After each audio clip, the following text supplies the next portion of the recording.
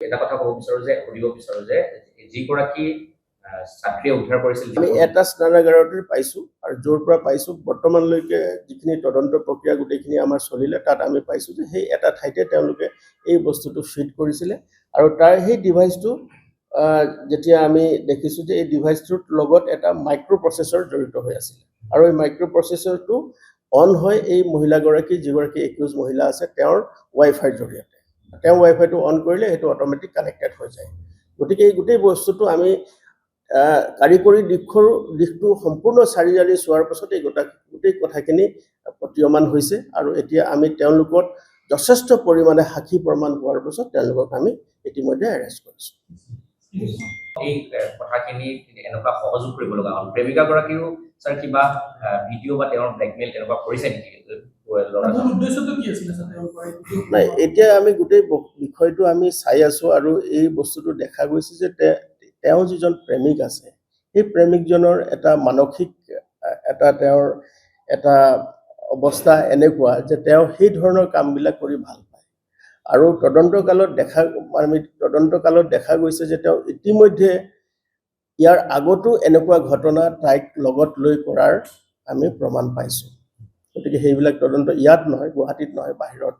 তেওঁ কৰা আমি তদন্তত পাইছোঁ আৰু বাকীখিনি আমি সেইখিনিও আমি কৰ্তৃপক্ষৰ লগত যোগাযোগ কৰি আছোঁ ইয়াৰ পূৰ্বে নাই আমি বেলেগ ইনষ্টিটিউটত তেওঁ যেতিয়া আছিলে তাতে এনেকুৱা ঘটনা সংঘটিত কৰাৰ তেওঁলোকে আমাৰ আগত স্বীকাৰোক্তি দিছে গতিকে আমি এইবিলাক তদন্ত চলাই আছোঁ আৰু এই যিটো ঘটনা ইয়াত যিটো ঘটনা সংঘটিত হ'ল যিটো আমি টাটা ইনষ্টিটিউট অফ ছ'চিয়েল ছায়েন্সৰ যি অনুষ্ঠানত যিটো আমি পাইছিলোঁ হোষ্টেলৰ যিটো ঘটনা সংঘটিছে এই গোটেই ঘটনাটো আমি ফাদিল কৰিবলৈ সক্ষম হ'লোঁ আৰু ইয়াৰ লগত এতিয়া আৰু বেলেগ কোনো আমি একো পোৱা নাই এই দুইজনে ব্যক্তি মূল অভিযুক্ত আৰু তেওঁলোকক ইতিমধ্যে আমি কাষ্টডিত লৈছোঁ আৰু তেওঁলোকক আমি এৰেষ্ট কৰিছোঁ আৰু তেওঁলোকক আমি ফাৰ্ডাৰ ইণ্টাৰগেশ্যন কৰিম কিন্তু আমি আপোনালোকৰ ঠাউকতে এইটোৱে ক'ব পাৰোঁ যে এই যিটো ইনভেষ্টিগেশ্যন আছিলে এইটো সম্পূৰ্ণৰূপে এইটো কমপ্লিট হৈছে এইটো তদন্তটো সম্পূৰ্ণ হৈছে আৰু আমি দিনে ৰাতি এই তদন্ত চলাইছিলোঁ আমি টেকনিকেল সহায় লৈছোঁ আমি IIT গুৱাহাটীৰো সহায় লৈছোঁ আৰু তাৰ জৰিয়তে আমি এই এটা লজিকেল কনক্লুজনত আহি আমি উপস্থিত হৈছোঁ মানে 25 ফেব্ৰুৱাৰী তাৰিখে টাটা ইনষ্টিটিউট অফ ছ'চিয়েল ছায়েন্সৰ ছোৱালী তেওঁলোকৰ হোষ্টেল আছে হোষ্টেলৰ বাথৰুমত এটা গোপন কেমেৰা উদ্ধাৰ হৈছিল আৰু সেইটো লৈ যেতিয়া কৰ্তৃপক্ষই আমাৰ দৃষ্টিগোচৰ কৰে এই সংক্ৰান্তত আমি এটা অনুসন্ধান আৰম্ভ কৰোঁ আৰু গভীৰভাৱে এই অনুসন্ধানটো আৰম্ভ কৰোঁ আৰু তদন্ত আৰম্ভ কৰাৰ কালত আমি বিভিন্ন ব্যক্তিক সোধপোছ কৰিলোঁ আৰু তাৰ লগতে আমি কাৰিকৰী দিশো চালি জাৰি চালোঁ আৰু গোটেই বিষয়টো অনুসন্ধান কৰোঁতে আমি দুজনকৈ ব্যক্তি এগৰাকী তাৰে টাটা ইনষ্টিটিউট অফ ছ'চিয়েল ছায়েন্সৰ তাতে সেই হোষ্টেলতে থকা এগৰাকী মহিলা আৰু তাই এজনী শিক্ষাৰ্থী তেওঁ গোটেই ঘটনাটোৰ সৈতে জড়িত আৰু তেওঁৰ লগত তেওঁৰ এজন প্ৰেমিক বা তেওঁ বয়ফ্ৰেণ্ড এই ঘটনাটোৰ লগত জড়িত আমি প্ৰমাণ পালোঁ আৰু প্ৰমাণ পাই আমি দুইজনকে আজি এৰেষ্ট কৰিছোঁ আৰু গোটেই ঘটনাটোত আমি অনুসন্ধান কৰিলোঁ আৰু ইয়াত যিখিনি অনুসন্ধান কালত দেখা গ'ল যে এইটো আৰু কোনো অনুসন্ধান কৰিবলগীয়া আৰু নাই গোটেই বিষয়টো জল পটপটকৈ আমাৰ ইয়াত ওলাই পৰিছে আৰু আমি এই সংক্ৰান্তত আমি ফৰেনচিক ছায়েন্সৰ সহায় লৈছোঁ আৰু এই সংক্ৰান্তত আমি ইতিমধ্যে আমাৰ স্থানীয় IIT গুৱাহাটীৰো সহায় লৈছোঁ আৰু তাৰ ফলত আমি গোটেই এটা লজিকেল কনক্লুজনত আমি উপস্থিত হৈছোঁ আৰু এতিয়া যিটো ঘটনা সংঘটিত হৈছিলে সেই ঘটনাটো সম্পূৰ্ণৰূপে আমি ফাদিল কৰিবলৈ সক্ষম হৈছোঁ যিগৰাকী মহিলা প্ৰথমে ডিটেক্ট কৰিছিলে এগৰাকী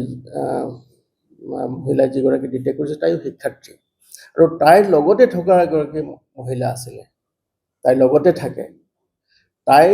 নিজে এই যিটো ডিভাইচ আছিলে যিটো কেমেৰা আছিলে আচলতে এই কেমেৰাটো যিগৰাকী একিউজ আছে সেই একিউজগৰাকীৰ বয়ফ্ৰেণ্ডে যোৰহাটত এছেম্বল কৰিছিলে আৰু যোৰহাটত এছেম্বল কৰি তেওঁ যেতিয়া এই একিউজ মহিলাগৰাকী যেতিয়া যোৰহাটলৈ যায় তেওঁৰ প্ৰেমিকে তেওঁৰ এই ডিভাইচটো তেওঁক হেণ্ড অভাৰ কৰে আৰু হেণ্ড অভাৰ কৰাৰ পাছত তেওঁ আহি এই ডিভাইচটো ইয়াত লগাই থৈছিলে আৰু লগাই থৈ এই ধৰণৰ তেওঁলোকে ফেব্ৰুৱাৰী মাহৰ পৰা তেওঁলোকে এই ডিভাইচটো লগাই তাৰ জৰিয়তে তেওঁলোকে এই যিটো মহিলাৰ স্নানাগাৰত থকা কিছুমান ফটো তেওঁলোকে ল'বলৈ চেষ্টা কৰিছিলে এইটো ফেব্ৰুৱাৰী মাহৰ পৰা এই ঘটনাটো এই যিটো প্ৰক্ৰিয়াটো ষ্টাৰ্ট হৈছিলে তেওঁলোকে জানুৱাৰী লাষ্টত তেওঁ সেই ডিভাইচটো তাৰ পৰা আনিছিলে আৰু ফেব্ৰুৱাৰী মাহৰ পৰা এইটো ডিভাইচটো লগাইছিলে আৰু প্ৰাৰম্ভিক তদন্তত দেখা গৈছে যে ডিভাইচৰ পৰা যিবিলাক ভিডিঅ' বা যিখিনি বস্তু তাৰ পৰা ট্ৰান্সমিট হৈছে সেইবিলাক কোনো বেলেগ ছ'চিয়েল মিডিয়াত বা ক'ৰবাত প্ৰচাৰ হৈ যোৱা নাই আৰু সেই বিষয়ে আমি এটা জোৰ তদন্ত চলাই আছোঁ আৰু ইয়াত আমি তেওঁলোকৰ যিখিনি ছাত্ৰ ছাত্ৰীসকলৰ বা ছাত্ৰী ছাত্ৰীসকলৰ যিখিনি তেওঁলোকৰ যিখিনি গোপনীয়তা আছে সেইখিনি আমি সম্পূৰ্ণ ৰক্ষা কৰি আমি এই অনুসন্ধান চলাইছোঁ আৰু এতিয়ালৈকে বৰ্তমানলৈকে আমাৰ অনুসন্ধানত আছে যে এতিয়া কোনো ইয়াৰ যি কিবা ফুটেজ বাহিৰত যোৱা আমি অনুসন্ধান পোৱা নাই ছাত্ৰীগৰাকীৰ নামটো আৰু যিগৰাকী একিউজ ছাত্ৰীগৰাকী তাতে পঢ়ি থকা ছাত্ৰীগৰাকী তাতে পঢ়ি আছিলে শিক্ষাৰ্থী আৰু যিজন মেইন একিউজ তেওঁৰ যিজন প্ৰেমিক তেওঁৰ নাম হ'ল মৃদুপৱন বৰা তেওঁ হ'ল ছান অফ হৰেন্দ্ৰ বৰা তেওঁৰ ঘৰ বিহুবৰ শিৱসাগৰ তেওঁ ইয়াৰ পৰা যোৱাকালি পলাই যাওঁতে আমি তেওঁক কলিয়াবৰত তেওঁক আটক কৰিছোঁ কলিয়াবৰ আৰক্ষীৰ সহযোগত আৰু তেওঁক ইতিমধ্যে আমি ইয়ালৈ লৈ আহিছোঁ আৰু গোটেই ৰাতি আমি জোৰ তদন্ত চলিছে তেওঁক ইণ্টাৰগেট কৰিছোঁ আৰু তাৰ এই সময়ত গোটেই তথ্য পোহৰ আমাৰ হাতত আহি পৰিছে মানে কথাটো হৈছে যিহেতু যিকোনো খবৰৰ বাবে যোগাযোগ কৰক আমাৰ এই নম্বৰত 9181 307 221